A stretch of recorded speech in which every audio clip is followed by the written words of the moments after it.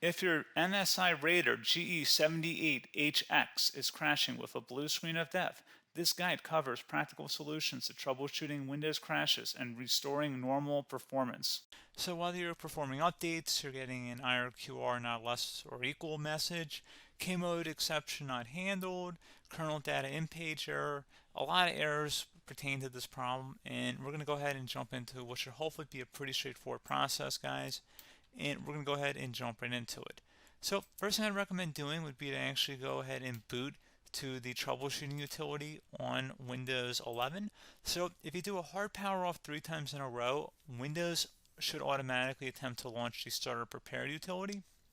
And if it doesn't find anything, it will give you the option to select advanced settings, in which case it will take you to a screen that looks like this. Now, if it does not take you to a screen that looks like this, or you're unable to get to that, you can also download the Windows 10 Media Creation Utility, or Windows 11. They probably will make a creation utility for Windows 11 at some point. And it doesn't really matter, you can actually run the Windows 10 utility on Windows 11 as far as I'm aware.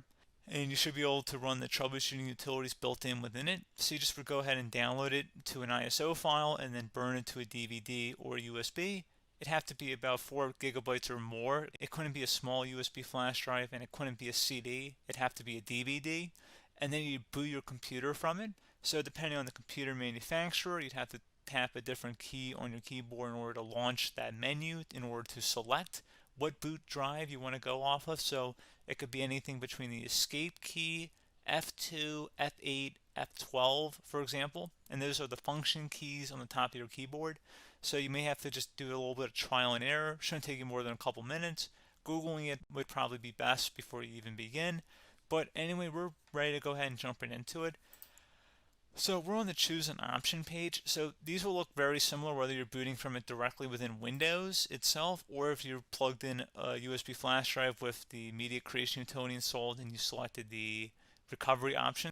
So when you are setting up your Windows 11 installation or Windows 10, depending on the drive you're using, there should be an option to repair your computer in the bottom left corner of the dialog window, one of the first screens that comes up. You go ahead and select that, and then it would take you to a troubleshooting screen like you see here. And you want to go ahead and select troubleshoot, reset your PC, or see advanced options. And then there are going to be a whole bunch of options in here that we're going to explore in today's video. The first one, we're going to actually go underneath advanced options and then select startup prepare, fix problems that keep Windows from loading. So go ahead and select that first.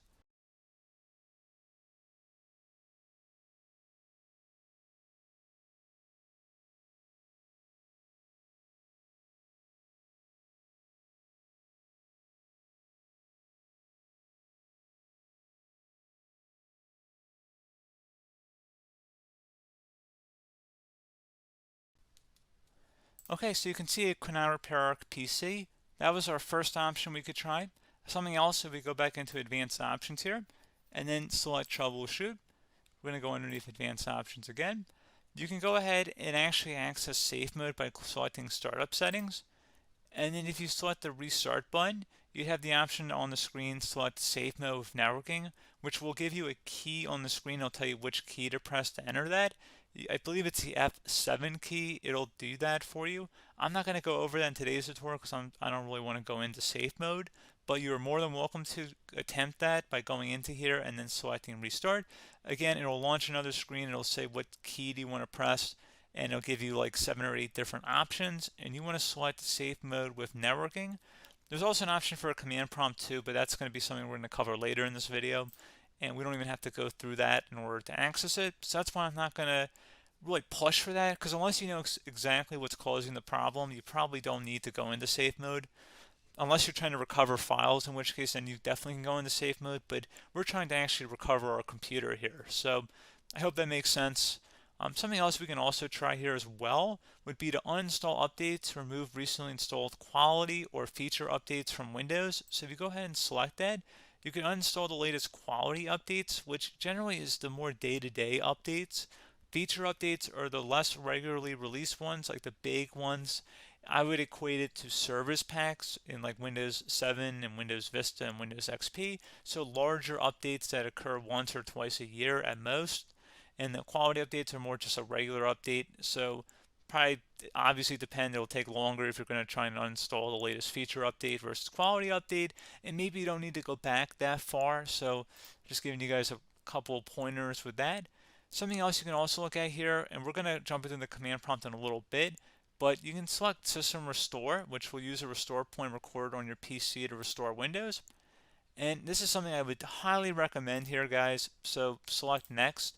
Assuming you have a restore point saved on your computer, you go ahead and select the most recently created one, and you'll select Next, and then you'll select the drive. You shouldn't actually have to select the drive. You can scan for affected programs, but we're going to keep it all default here, and then we're going to select Finish.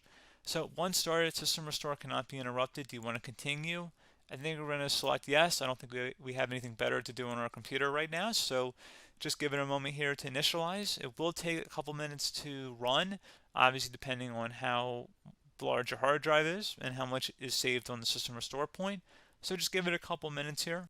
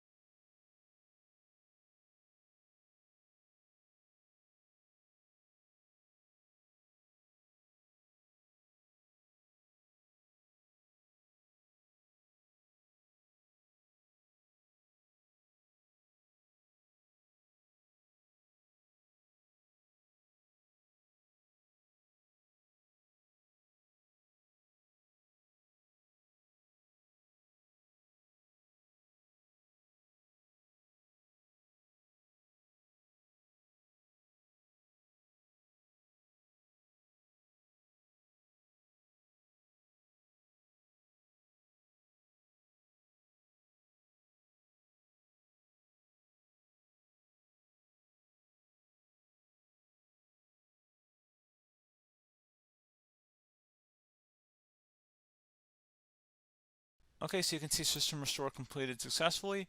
The system has been restored. Your documents have not been affected. Click the Restart button to restart your computer. Go ahead and select Restart.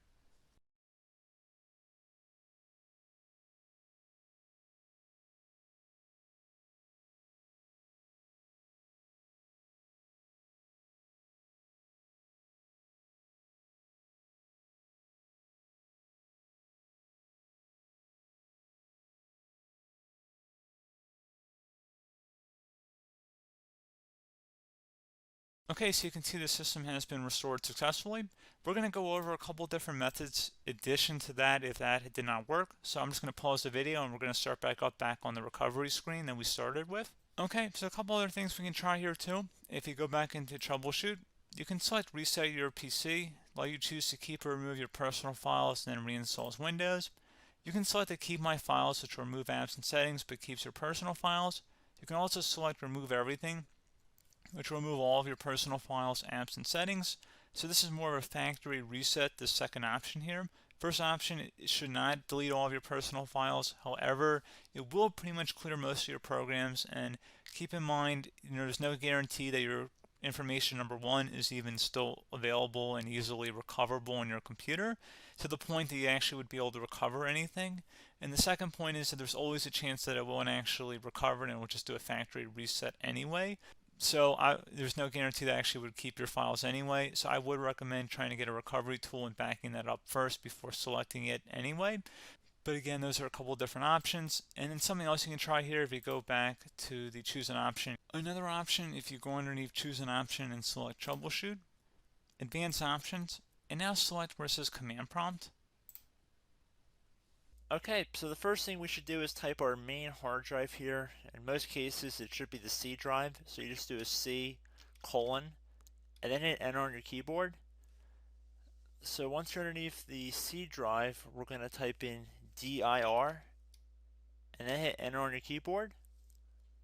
It should have program files, users, and Windows all in there. That's how you know you're in the right directory.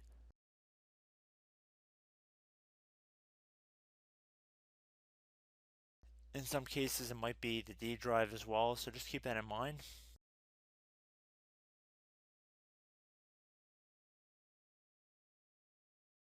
Next thing we're going to do is type in cd space /Windows /system32 /config, and then you're going to hit enter on your keyboard.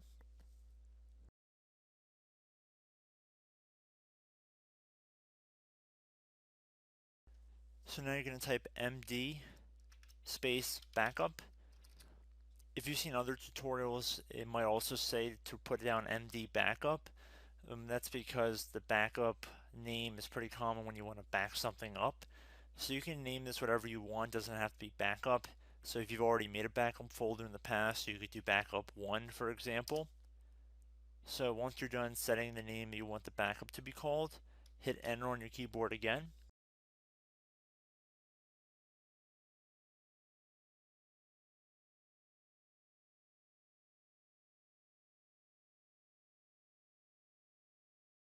At this point you want to type copy, C-O-P-Y, space, then you want to do the star symbol above the 8 key, then do a period or a dot, whatever you want to call it, then another star sign, and then another space, and then type backup, and then hit enter on your keyboard.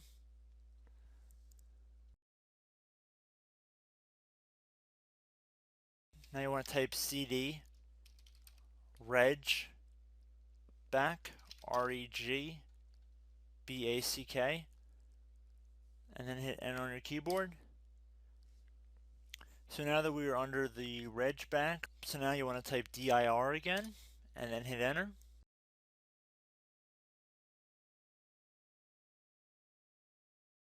So now at this point we're going to type copy again. So copy, space, star sign,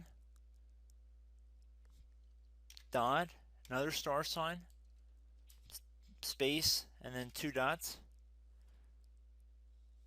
So we're going to type copy, space, star sign, dot, sign,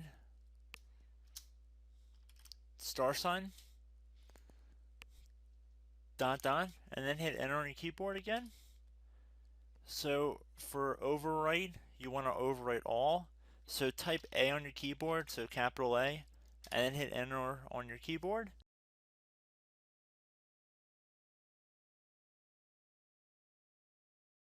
So at this point you should be good to go. You can close out of the command prompt window, and if you accidentally continue to Windows 10 you should be all set. So I hope one of these 3 or 4 different methods we went through in this tutorial helped you guys out. Again, I'm not sure if you guys heard me earlier, but try to go back into your safe mode if possible and uninstall any programs you know might be conflicting with the Windows startup if you can get into safe mode. So just keep that in mind. Something very simple like that could be blocking up everything. So again, I hope this tutorial helped you guys out, and I will catch you in the next tutorial. Goodbye.